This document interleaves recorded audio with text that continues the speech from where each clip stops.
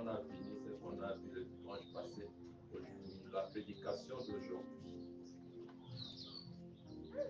Nous allons lire 2 Corinthiens 3, verset 6.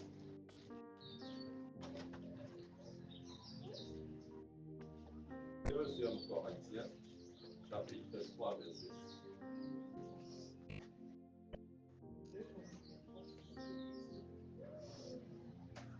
Il nous a aussi rendu capables d'être ministres d'une nouvelle alliance, non de la lettre, mais de l'esprit. Car la lettre tue, mais l'esprit vivifie. Amen. Car la lettre tue, l'esprit vivifie. Voilà le thème de ma prédication de ce matin. Car la lettre tue, l'esprit vivifie. Mais si nous faisons la synthèse des différents versets de la Bible, nous allons parfois arriver à voir des contradictions. Non pas la Bible se contredit, mais plutôt parce que la lettre tue, mais l'esprit vivifie. Quand on n'a pas l'esprit de Dieu, on peut s'égarer. La lettre tue. Ce que tu lis là, ça peut te tuer. Comme c'est écrit dans Hébreux 4, verset 12. La parole de Dieu, c'est une épée à double tranchant. Quand tu l'utilises mal, ça te détruit. Et c'est pourquoi on a besoin de la présence de Dieu. Il y a un réel danger, surtout dans nos églises qui se disent réveillées. Quand on ne comprend pas le vrai sens des versets bibliques, de la parole de Dieu, on l'interprète très mal. Et l'interprétation détruit beaucoup de gens. C'est pourquoi il y a trop de cacophonie dans nos églises. Les gens croient que l'église, c'est un bâtiment où il y a une foule, il y a une belle chorale. Tout ça, c'est bien. Mais l'église, c'est ton corps.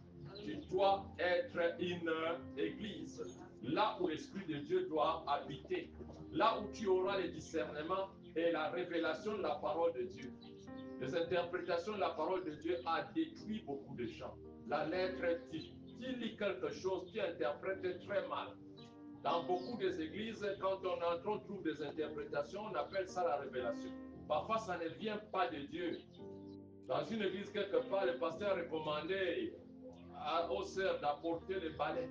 Et ils prient sur le balai, et ces balais-là, ils vont balayer leur maison, ils vont chasser les démons par le balai. Et les gens acclament Amen, Amen, Amen. Bien-aimé, la Bible dit mon peuple périt par faute de connaissance. Tu dois connaître la parole de Dieu. Bon, la seule manière de connaître la parole de Dieu, c'est s'incliner, s'humilier, demander la révélation venant de Dieu. La lettre tue. C'est la Bible qui dit ça. Cette parole de Dieu va te tuer quand tu vas mal interpréter. La Bible dit que la parole de Dieu est esprit et vie. Il faut que la parole de Dieu devienne un esprit en toi. Amen. Jean 6, verset 63. Jean 6, verset 63. Jean 6, verset 63, il est écrit, c'est l'esprit qui vivifie. La chair ne sert de rien. Les paroles que je vous ai dites sont esprit de Dieu. Sont esprit de Dieu. Les paroles que je vous ai dites sont esprit et vie. Donc la parole de Dieu est accompagnée avec l'esprit de Dieu. Et c'est ça qui fait la puissance de Dieu. Et c'est ça qui fait la puissance de cette parole. La Bible dit que la parole de Dieu ne peut jamais sortir sans germer, sans produire des fruits, sans toucher le cœur des gens. C'est ça la parole de Dieu. Et on ne donne que ce qu'on a. Si la personne qui vous prêche a une très mauvaise vie, sachez qu'il va donner seulement sa mauvaise vie. Même si c'est un bon parleur, même s'il a des grands diplômes, parce que la parole de Dieu, c'est l'Esprit de Dieu qui parle. Ce n'est pas la chair qui parle. C'est pourquoi vous allez parfois vous retrouver devant une prédication, vous vous retrouvez dedans. Tout ce que vous faites en cachette, le prédicateur sort ça. Ce n'est pas lui, c'est la parole de Dieu. Amen. La lettre tue. Et la lettre a tué beaucoup de gens. La lettre a tué beaucoup de gens qui étaient à l'église avec l'envie de comprendre Dieu. Et ils viennent. Au lieu qu'on leur parle de la vraie parole de Dieu, on les dévie, peut-être à cause de matériel et des intérêts. Mais la parole de Dieu n'a rien caché, bien aimé. La parole de Dieu a parlé de tout et de rien. L'exemple que la parole parle même de l'inceste des enfants de David. La parole de Dieu n'a rien caché. Ça parle de tout et de rien. Et quand on commence à vous cacher la réalité de la parole de Dieu, on est en train de vous égarer. C'est un esprit. La parole de Dieu, c'est l'esprit et vie. Et c'est cet esprit qui vivifie, qui vous donne la force de comprendre la parole de Dieu. Exemple, par exemple, d'une église où on dit, ils prennent parfois la parole de Dieu littéralement, sans réfléchir même, et s'abstenir du sang, et à refuser même la transfusion sanguine. Et l'enfant même peut mourir parce qu'on a demandé le sang. Mais parce que la Bible parle de ne pas manger le sang, et vous acceptez, ne pas donner le sang à l'enfant.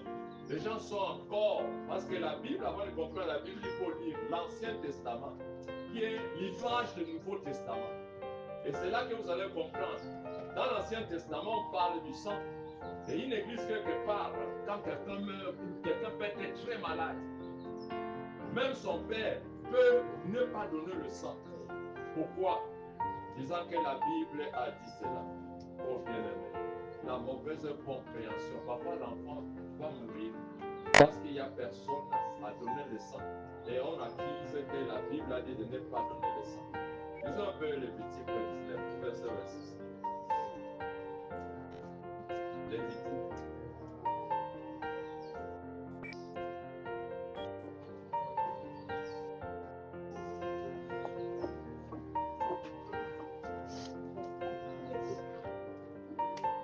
Vous ne mangerez rien avec du sang.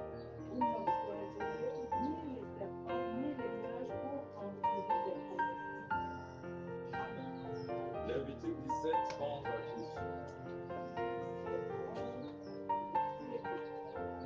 Car l'âme de la chair est dans le sang.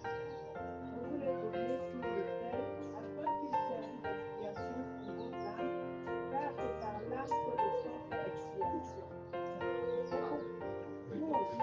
C'est pourquoi j'ai dit aux enfants d'Israël, personne d'entre vous ne mangera du sang, et l'étranger qui séjourne au milieu de vous ne mangera pas du sang. Amen. L'âme, c'est dans le sang. Et c'est le sang qui fait expiation. Donc, on parlait du sang de Jésus-Christ placé sur l'autel. C'est ça. L'expiation des péchés s'est fait par le sang. Dieu a donné son Fils unique afin que quiconque croit en lui ne périsse pas, mais qu'il ait la vie éternelle. Les gens aiment spiritualiser même là où il ne faut pas spiritualiser. Jésus étant venu et ayant versé le sang, et ce sang peut réellement effacer les péchés. Et le commandement sur l'abstention du sang ne nous concerne plus désormais, parce que nous vivons maintenant sous le sang de Jésus-Christ. Amen. C'est la même chose, s'abstenir de viande sacrifiée aux idoles. Et Paul explique une réalité aux chrétiens de Corinthe. Consommer une viande qui est offerte à un Dieu. C'est quand quelqu'un qui ne connaît pas Dieu, ou bien il vient nouvellement dans la foi, il est faible. Pour lui, c'est une occasion de chute. Et quand toi tu es un ancien dans la foi, tu dois éviter que la personne soit une occasion de chute parce que toi tu connais la parole de Dieu. Les Juifs mangeaient des viandes sacrifiées aux idoles. Le sang. Et cela provoquait un véritable scandale devant la face de Dieu. Jésus est venu, mais les Juifs ne lui ont pas accepté, comme c'est écrit dans le livre de Jean. À tous ceux qui croiront à Christ, ils sont nés non de l'eau ni du sang, mais de la nouvelle naissance. Amen. Aujourd'hui, nous avons la liberté de manger tout ce qui se vend au marché. Amen. Même le boudin qui est fait avec le sang. Nous ne sommes plus sous la loi mosaïque, mais nous bénéficions de la grâce qui vient de Jésus Christ. 1 Corinthiens 10, à partir du 25e verset. 1 Corinthiens 10, 25, vous sautez 27, vous lisez 31. 10. Mangez de tout ce qui se vend au marché, sans vous inquiéter de rien par motif de conscience. Si un homme croyant vous invite et que vous vouliez y aller, mangez comme vous les encourage, sans vous inquiéter de rien par motif de conscience. Si je mange avec des actions de grâce, je posterai l'année au sujet d'une chose dont je suis soit donc que vous mangez, soit que vous buviez, soit que vous fassiez quelque autre chose, faites pour la gloire de Dieu. Amen. Voilà ce que Christ nous recommande. Manger de tout ce qui se vend au marché. Mais l'interprétation, Jésus a chassé les démons qui sont entrés dans le port. Et les porcs, tous ces porcs se sont retrouvés dans l'eau. Aujourd'hui, les gens parlent du porc qui ne mange pas les porcs. Ils donnent les raisons que parce que Jésus a chassé les démons sont entrés dans le porc. Bien-aimé, la malinterprétation, la règle dit, ça va te tuer. La même parole là que tu lis, ça te tue. Amen. Juste un autre exemple, Deutéronome 5, verset 8 à 9.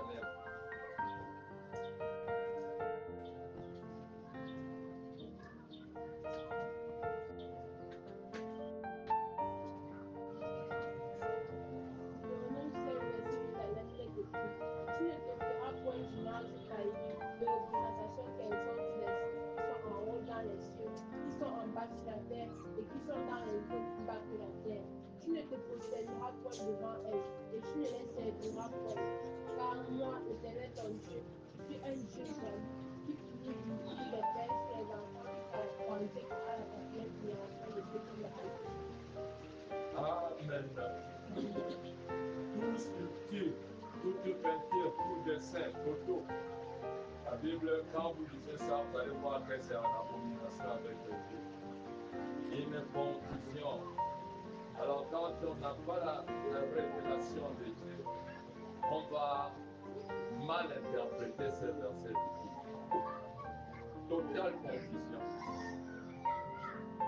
C'est lui-même Dieu qui recommande aux Hébreux de faire aussi ces images, brodées, sculptées. Exode 25, 18. Exode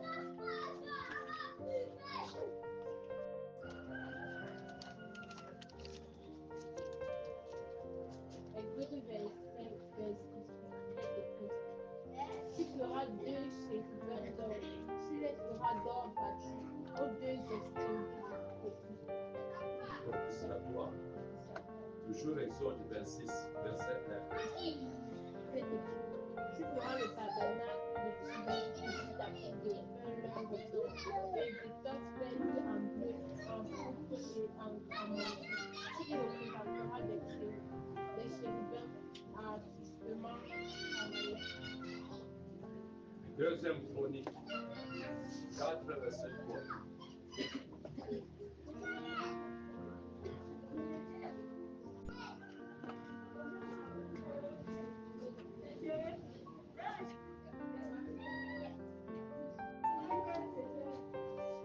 Des tissus de bœuf t'entouraient au-dessus de son bord, 10 par pied, faisant tout le tour de la mer. Les bœufs disposés sur deux rangs étaient tendus avec elle en une seule pièce.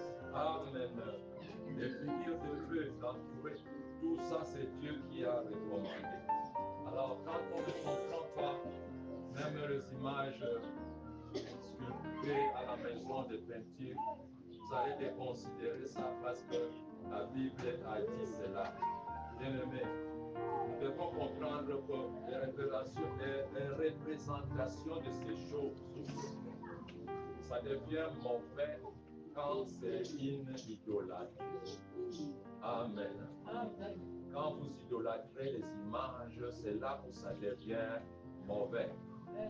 Mais Dieu n'est pas contre la photo, n'est pas contre les images, n'est pas contre d'embellir la maison avec les œuvres d'art.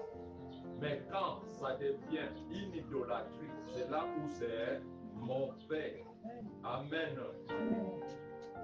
La lettre dit. Avant de comprendre certains versets bibliques, il faut parfois lire encore un autre verset biblique. Et tu complètes ce que tu as lu pour comprendre. Sinon, tu vas trouver des contradictions dans la Bible. Et quand tu liras la Bible, tu auras l'habitude de lire la Bible, tu vas voir que tu seras équilibré. Jésus a dit, si quelqu'un te frappe à la joue gauche, donne la joue droite, donne aussi l'autre. Mais c'est Jésus qui a fait le fouet dans le temple pour chasser le commerçant. Amen. Bien-aimé, la lettre dit. La lettre dit. Il y a des choses, parfois, quand quelqu'un arrive à ne pas te comprendre, c'est pourquoi il faut avoir vraiment le Saint-Esprit pour discerner certaines choses. Quelqu'un te frappe à la joue gauche, tu donnes la joue droite. Et tu dis que ça vient de Dieu, il faut qu'on me frappe. Non, pas du tout. Dieu, c'est l'amour, mais il y a des limites. Amen. Là où quelqu'un a dépassé, il faut arrêter. Quand quelqu'un fait du mal, il faut arrêter. On me racontait le soir d'un frère, une sœur en Christ a acheté sa voiture 2 500 000. Une voiture qui devait faire un peu le commerce avec. Elle donne au frère. 1, 2, 3 semaines après, on est venu pour la voiture. Elle a fait arrêter le frère. D'autres chrétiens, non, il faut lui laisser. Arrêter là, c'est mauvais. Et que non. Tu n'as pas péché en le mettant en prison. Ce n'est pas un péché du tout parce que la Bible parle de juges, de magistrats. Dieu le reconnaît. Amen. Il faut qu'il soit puni d'abord. Même si tu vas pardonner, il faut d'abord la punition. Tu n'as pas péché. Amen. C'est comme l'enfant qui fait des bêtises à la maison. Non, c'est mon enfant. La Bible dit fouette l'enfant. Il a un peu la folie pour corriger l'enfant. C'est ce que la Bible dit. Si Jésus a pris le fouet pour frapper les commerçants, il dit que c'est la maison de mon Père. Et toi, tu vas te laisser aller parce que Jésus a dit non. Ayez la révélation de la parole de Dieu. Matthieu 5, verset 39.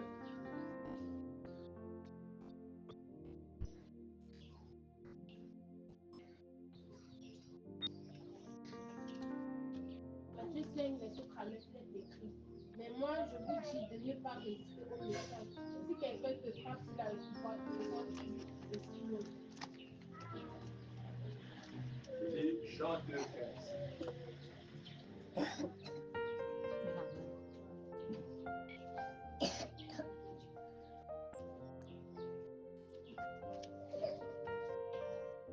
Jean 2, verset 15 est écrit. Ayant fait un fort avec des cordes, il les chassa tous du temple ainsi que les brebis et les bœufs. Il dispersa la monnaie des changeurs, il renversa les tables. Amen.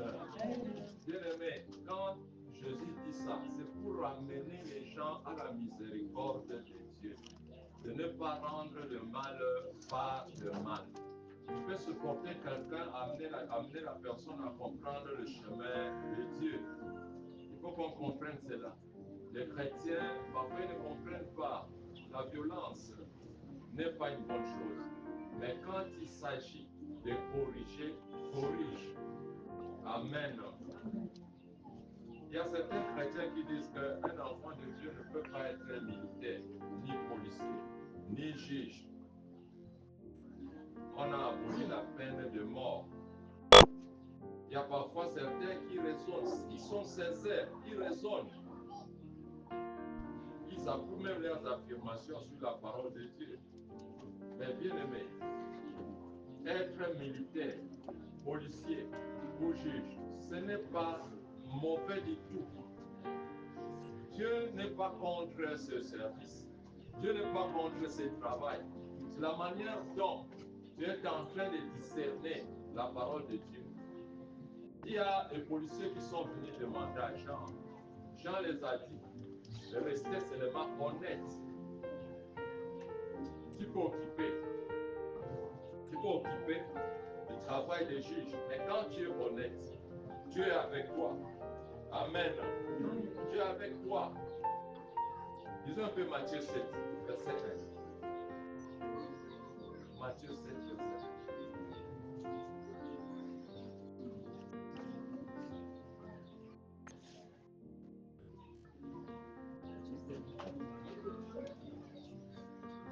Ne jugez point, afin que vous ne soyez point jugés. Amen. La même parole, Christ dit que celui qui a l'Esprit de Dieu peut aussi juger. Mais quand le jugement alors, c'est la chair qui juge ou c'est l'Esprit qui juge? J'avais dit au départ, la parole de Dieu c'est Esprit et vie. Celui qui juge selon le Saint-Esprit, il est honnête dans son jugement. Prendre la parole de Dieu littéralement, tu vas commettre les erreurs. Bien-aimé, la lettre, ça te tue. Quand on parle par exemple des commandements de ne tuer point, littéralement, il signifie qu'on ne peut pas tuer même les animaux, même une mouche, même les cafards, même la souris, tu ne peux pas tuer. Si on prend ce commandement littéralement, ça signifie comme ça. Ne tuez pas. On n'a pas précisé. On n'a pas précisé. Tu prends ça dans la chair. Alors que dans le livre de Genèse 9, je crois, verset 3, Dieu recommande l'homme à manger. La nourriture, les animaux, ils tuent pour manger. C'est Dieu qui recommande. Et quand on interprète ce passage à la lumière des Écritures, on comprend bien. Tu ne tueras point. Qu'est-ce qu'il ne faut pas tuer exactement? Qu'est-ce qu'il ne faut pas tuer? Alors que Dieu lui-même ordonnait à son peuple d'exterminer certains peuples. Dieu ordonnait parfois aux gens de tuer. Et Dieu parfois disait qu'il est le Dieu des armées. Quand il parle de Dieu des armées, c'est qu'il tue. Aujourd'hui, les gens croient aider Dieu en enlevant la peine de mort. On te fait entrer dans la prison pour quelques années. Tu retournes, tu deviens encore un vrai criminel. Si Dieu a prévu cela dans la loi, d'exterminer ceux qui font du mal, il savait que le cœur de l'homme est tortué. Il y a une punition que Dieu tue. Amen. Amen. Ésaïe 66, verset 16.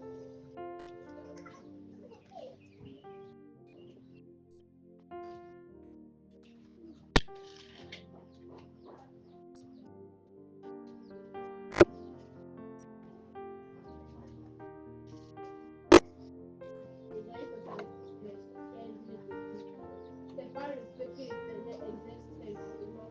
C'est pas son thème qui chaîne. Ce que tuera l'Éternel sera en grand. Amen. Amen. Ce que tuera l'Éternel seront en grand nombre. Parmi les noms de Dieu, il y a les noms de Dieu des armées. Jérémie 48 au verset 15. Dans l'évangile de Luc, les soldats vinrent trouver Jean-Baptiste. Ils lui demandaient qu'est-ce que nous devons faire. Se sont demandés selon leur conscience. Parce qu'ils croyaient qu'il n'était pas compatible à la conversion. Qu'est-ce que Jean les a répondu? Ne commettez pas l'extorsion ni la fraude. Contentez-vous de votre solde. Bien-aimé, quand tu es honnête, tu dois faire la volonté de Dieu, étant même policier, étant même un militaire. Luc 3, 12 à 14.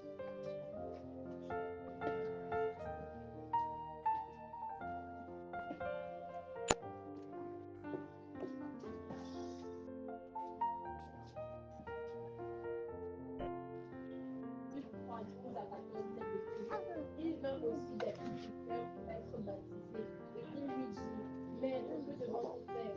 Il leur répondit, n'exigez rien au-delà de ce qui vous a été ordonné. Les soldats aussi lui demandèrent, et nous, que devons-nous faire?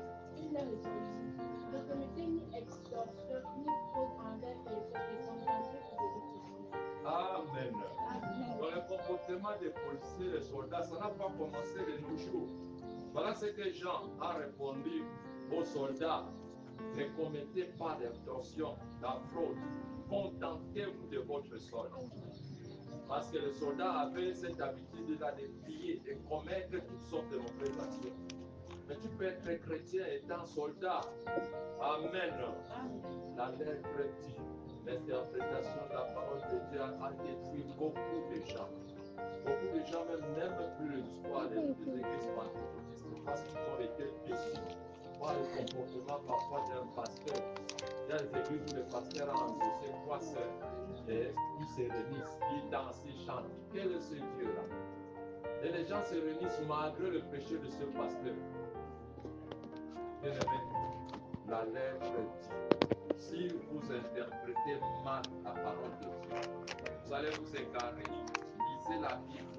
En lisant la Bible, priez Dieu, que Dieu vous aide à comprendre la parole de Dieu. Et Dieu est capable de vous parler. Aujourd'hui, nous ne sommes plus sous la loi et sous la grâce. Mais qui en bénéficie cette grâce?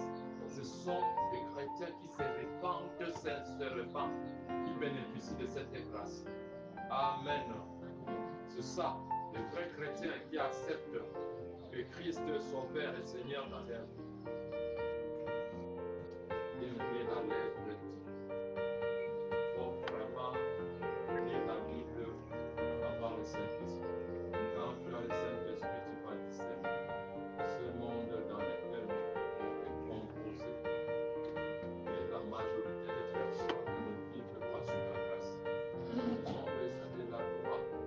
Et une société ne peut subsister sans une loi qui punisse le coupable et protège l'innocent. Aucune société. Sinon, quelqu'un peut un bon matin se lever comme ça, on prend ta femme, il prend ta voiture, il prend ta maison. Il est fort. Et tu n'as rien à dire. Ça devient à sauvager, ça devient à bouffe, ça devient quoi? On peut dire quoi? Donc, ça devient quelque chose d'anormal. Dieu a tout prévu. C'est pourquoi il y a le magistrat. C'est pourquoi il y a la loi. Amen. Oh, bien-aimé, s'il n'y avait pas la loi, ce n'est pas que deviendrait l'homme. Nous devons vraiment aimer la parole de Dieu. Discerner le bien et le mal. Tu ne peux bien distinguer le bien et le mal que quand tu lis la Bible, quand tu comprends ce que la Bible dit. La lettre dit. Caractère 3, verset 19.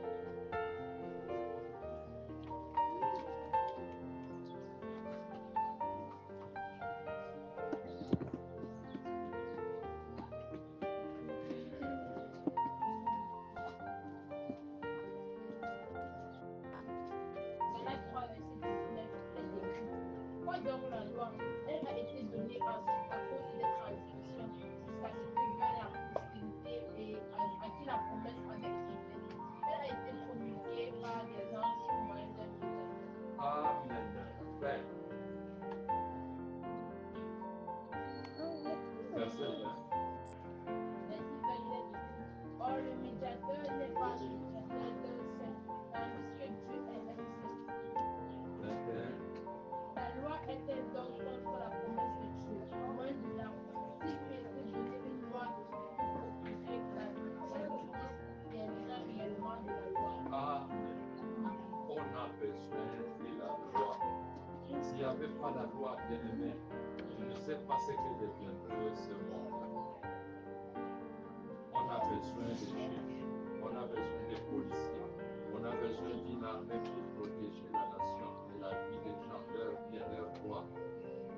C'est ça, c'est que la Bible dit. Et ce principe n'est jamais remis en question par la parole de Dieu. Nous devons savoir distinguer les choses. La lettre dit, mais l'esprit vivifie. Il faut que le Saint-Esprit te fortifie, que tu comprennes certaines choses dans la parole de Dieu. Matthieu 5, dans toute ta grandeur.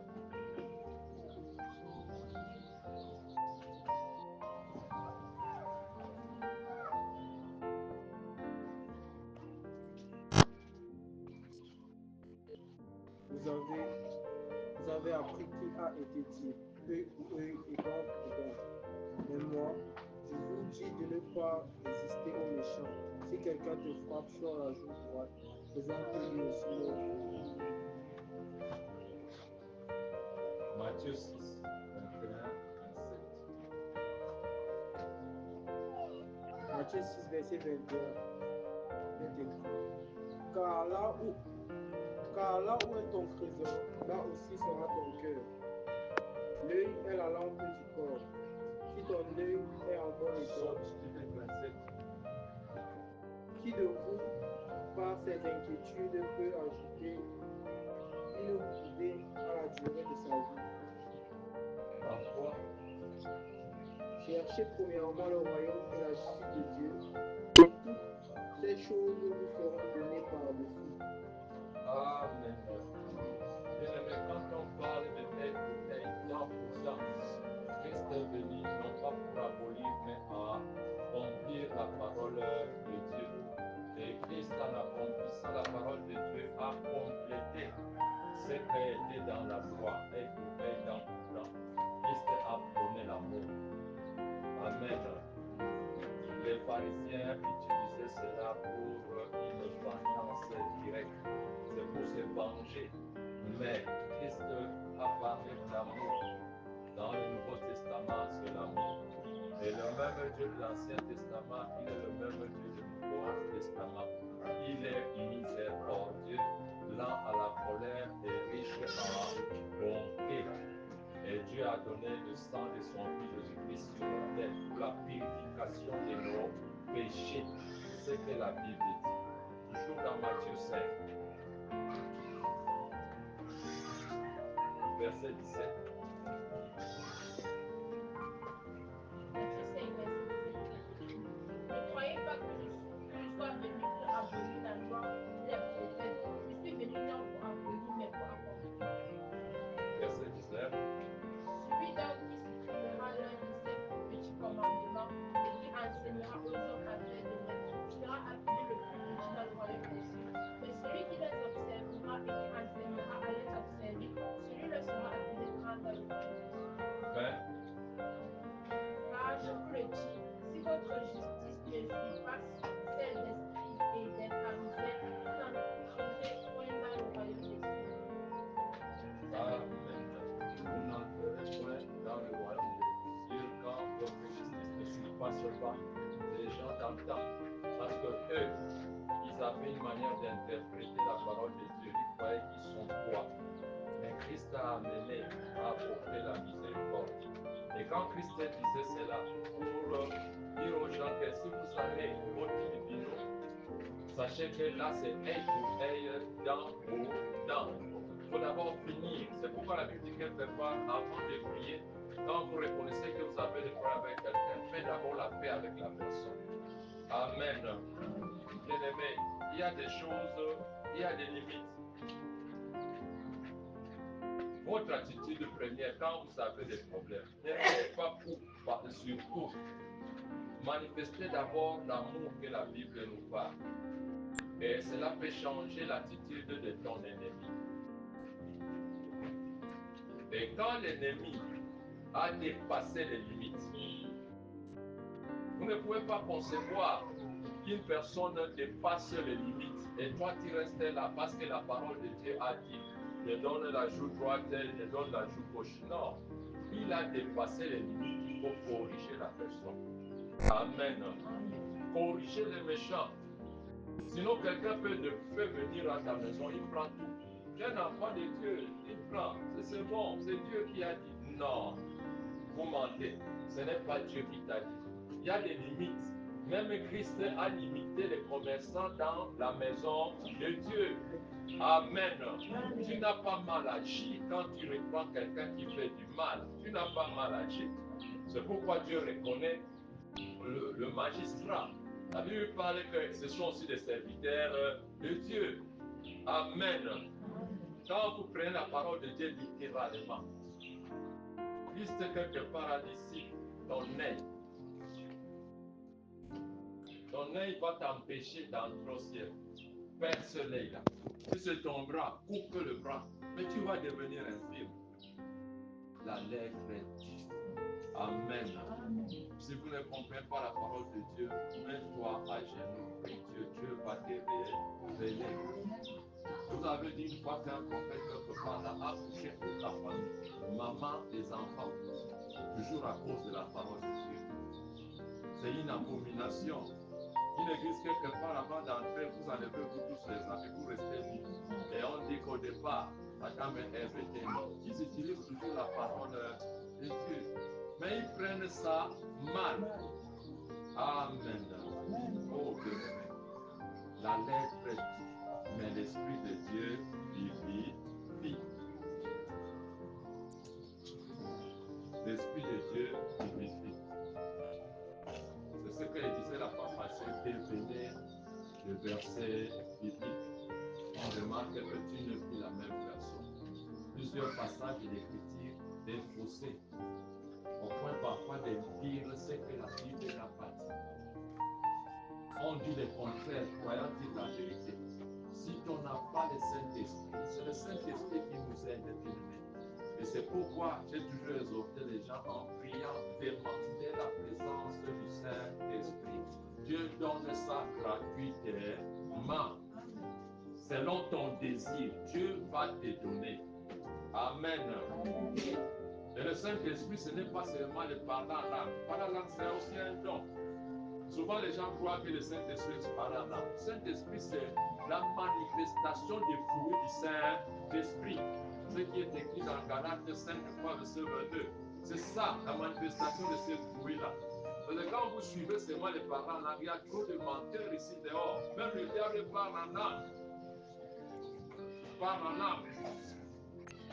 J'avais fait une manifestation une fois dans l'église quand on était à l'Ictoire. Une femme qui vend l'odonton. Elle était aussi invitée, elle est venue.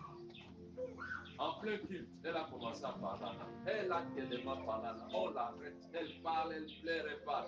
Je dis, mais ça c'est quoi? Ça ne venait pas de Dieu. C'était l'odonton qui le poussait à parler en langue. Mais quand on n'a pas le discernement, on va dire qu'elle est pleine de la présence et de l'onction de Dieu. Bien-aimé, cherche la présence de Dieu par la prière. Cherche la révélation de la parole de Dieu par la prière. Quelqu'un peut mal interpréter la parole de Dieu, il se détruit. La lettre dit, mais l'Esprit de Dieu vivifie.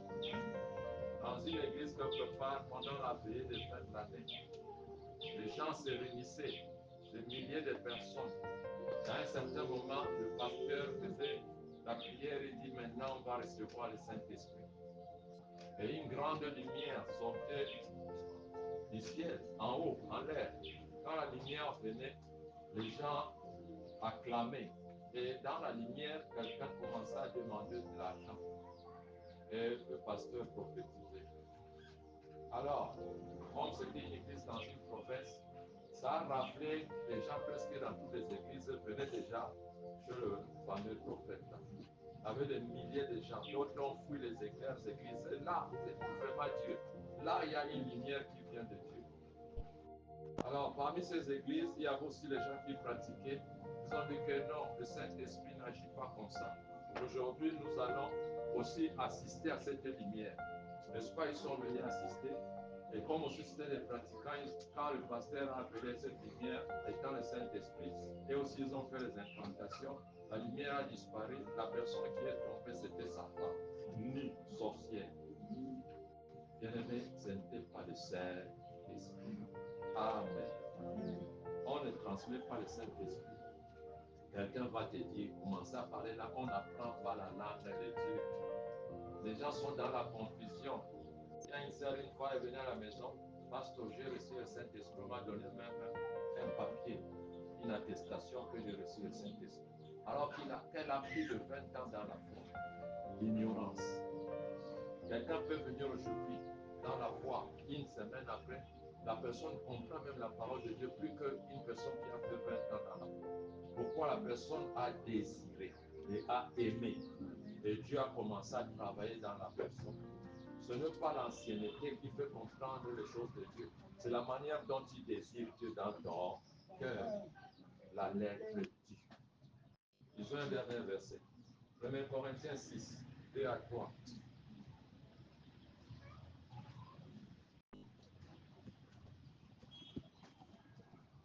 1 Corinthiens 6, verset 2 à 3, il est écrit.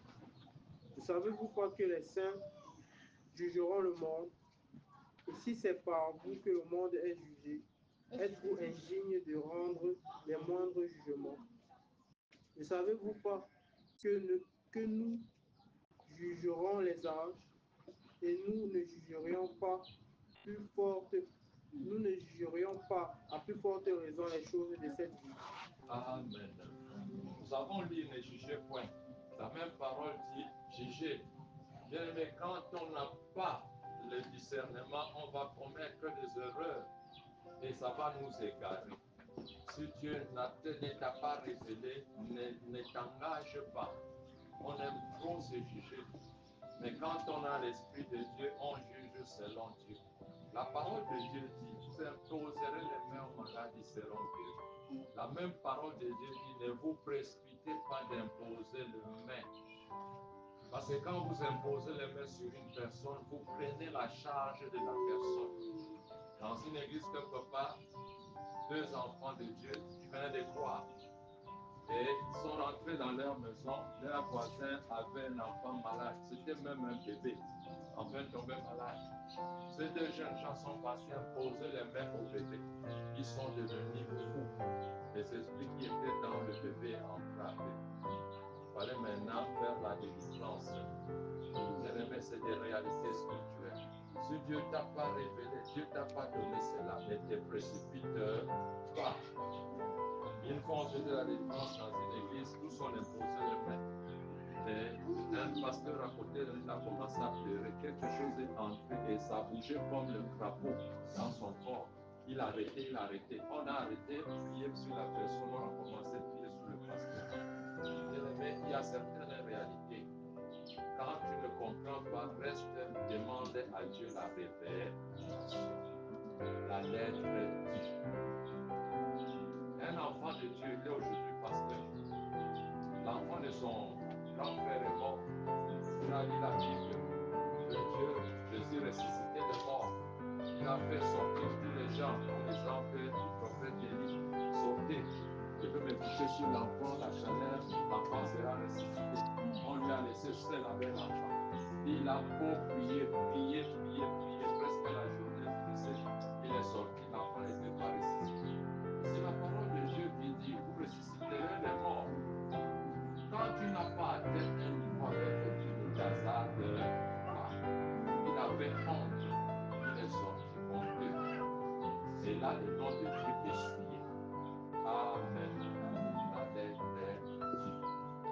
Un pasteur est mort quelque part, quand dit Jésus a marché sur les eaux. Il a pris sa chorale, la chorale chantait, il a commencé à marcher sur les eaux. Il s'est introduit, s'est noyé, il est mort. La lettre dit. Il n'a pas atteint ce niveau de marcher sur les eaux parce qu'il a lu les Écritures, mais il a mal interprété. Amen. Nous allons nous arrêter là. Nous allons tous nous lever et lire son